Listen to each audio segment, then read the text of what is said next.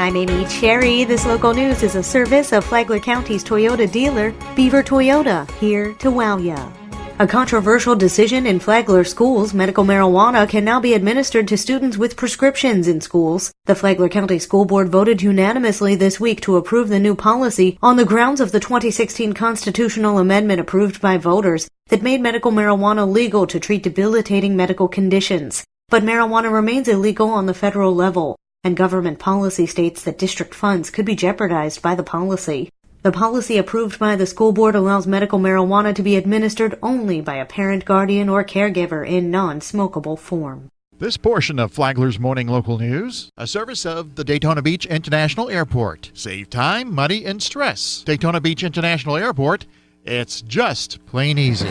Testimony continues this week in the trial of a Mondex man charged with the attempted murder of his fiancée in 2014. John R. King reports. Assistant State Attorney Melissa Clark began opening arguments by quoting 31-year-old Jonathan Canales, who is alleged to have told Tiffany Norman, "There are so many ways to kill you, I could kill you and nobody would know," before shooting her through the neck and dumping her in a bathtub. Prosecutors say Canales had been threatening Norman for years, all the while controlling her behavior to the point of requiring her to ask permission to leave the house. Jurors heard the 911 call Norman made after she stumbled from the tub, including Canales grabbing the phone from her and saying she had tried to kill herself. She is then heard saying, "Stop lying." Also testifying was a Flagler County Sheriff's Office commander who responded that night and told the jury that Canales had no blood on him, seemingly contradicting his claim that he had tried to stop Norman's bleeding. Canales' attorney spoke about failures in the police investigation to properly test evidence. The trial is expected to continue through Friday. From the WNZF Newsroom, I'm John R. King. The Flagler Votes debates are happening tonight, hosted by the Flagler County Chamber, the Flagler County Home Builders Association, and the Flagler County Association of Realtors, and broadcast live on WNZF 94.9.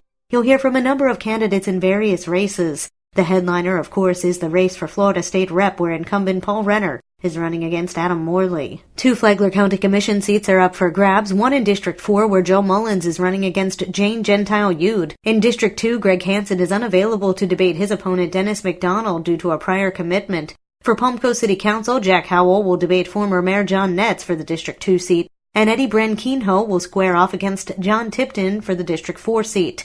John Fisher and Janet McDonald are running for the Flagler County School Board seat in District 2. The debate starts at 6 p.m. at the Hilton Garden Inn in Palm Coast. It's free and open to the public, but if you can't make it, don't forget you can tune in to WNZF 94.9 FM or stream it at WNZF.com.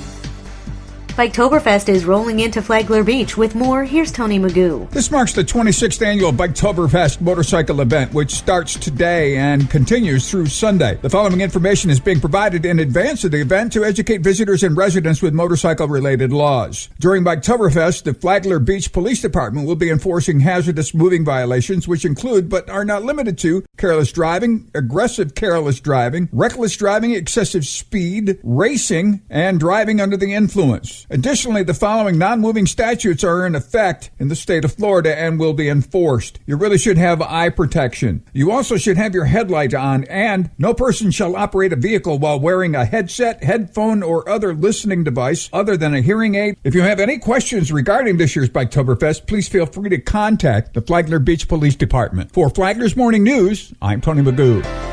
Wiwahichka is a city 15 miles north of Mexico Beach and has a population just under 2,000 people. It was devastated by Hurricane Michael. Flagler Broadcasting, along with the help of some generous Flagler citizens, was able to put together a truck full of supplies to help aid in hurricane recovery. Philip Gaskin is the mayor of Wiwahichka, and he just wants to say thank you. We just like to thank y'all for your support. You don't really realize how much it means to us. We need it. These people need it. And we just appreciate y'all, everybody.